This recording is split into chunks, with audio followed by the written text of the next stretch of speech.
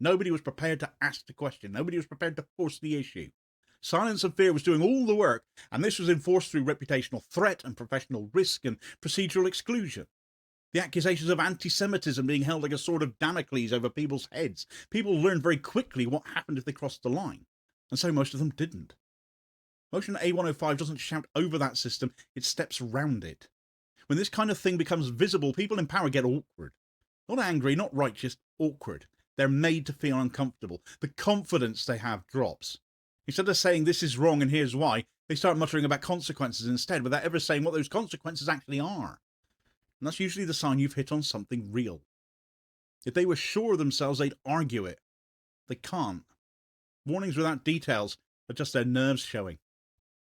And the Greens matter here because they're inside the system. They're not a pressure group shouting from the outside. They're a national party. They're using the rules everyone else accepts. Once a motion gets into conference, it's no longer left as background noise. It's a signal, and signals move whether people like them or not. So now other parties have a choice. They can either explain why they disagree properly, or they can keep avoiding it out of habit. Because when the argument is being made calmly, on paper, with history behind it, the old language for shutting it down doesn't work the way it used to. When people start saying, this will hurt you electorally, they're not doing analysis, they're issuing a warning. It's a way of telling a party to stay in line without having to argue the point itself. The Greens have said, forget it.